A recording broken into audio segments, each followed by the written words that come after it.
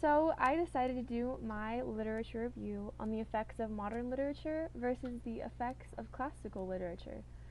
And all over the world, reading is still a pretty popular pastime. There's a study done in 2015, however, that registered 80% of people as having read at least one book. But in this past year, there was a poll taken and only 70% had read a book. That is a 10% deficit on who's been reading and who hasn't. So this has led people to the question, why did we stop reading? And there's a couple different theories on why, but this mainly revolves around students not reading, and they blame the classics and mainly Shakespeare. And Shakespeare has written many plays, as we've all read, and they're all required reading. He has many universal norms he's written about, but students argue that he's just too difficult to read, that he's not relevant to society, and that he's overall just boring.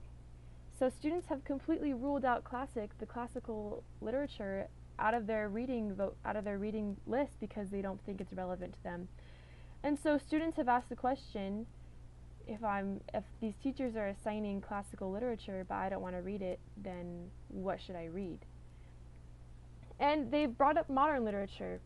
And in a recent study done, many students argued that modern literature had no literary merit at all. That books were filled with fantastical creatures and fantasy that weren't relevant to them, that there was hormonal teenage vampires and werewolves who, first of all, nobody liked to read about them, and that is all these love stories about these teenage girls, and there's nothing that was of use to them.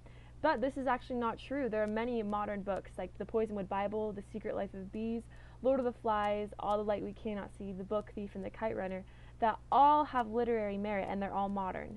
In fact, many of these are included on literary merit lists and are read in the AP student list. And so many teachers saw this and an idea came to them.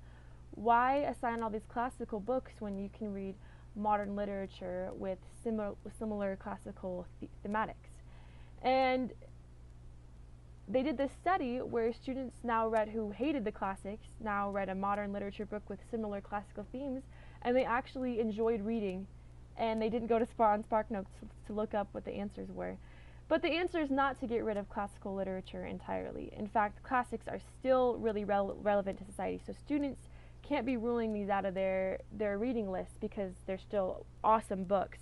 But we want people to read again because we want that 10% back. We want 100% of people to pick up and read a book instead of that 30% who hasn't.